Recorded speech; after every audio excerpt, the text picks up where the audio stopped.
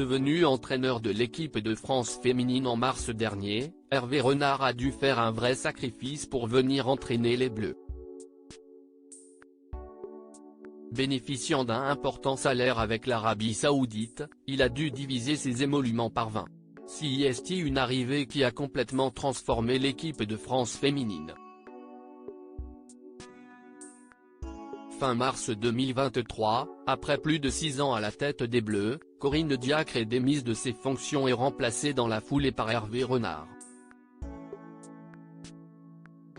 Le but est clair pour la Fédération française de football, limiter la casse lors de la Coupe du Monde 2023 et préparer l'objectif principal de cette génération, les Jeux Olympiques de Paris en 2024. Pour ce qui est du mondial, le sélectionneur de 55 ans s'en est tiré avec les honneurs puisque son équipe a atteint les quarts de finale de la compétition. Il reste désormais à voir ce qu'il se passera l'année prochaine. Pourtant, l'arrivée du célèbre entraîneur originaire d'Aix-les-Bains, Savoie, n'était pas acquise au moment de sa signature.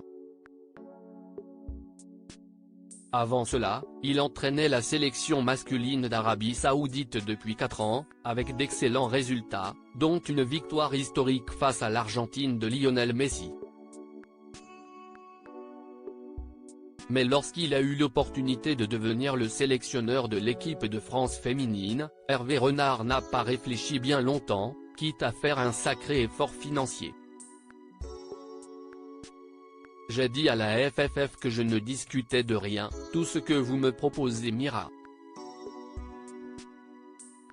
Je ne suis pas venu pour ça. Donc, je suis là jusqu'en août 2024 et après, on verra, explique-t-il en interview pour La Tribune. Hervé Renard touche 50 000 € par mois avec les Bleus. D'après les informations de nos confrères, Hervé Renard a fait un véritable sacrifice financier pour rejoindre les Bleus, acceptant une offre très confortable de 50 000 € par mois.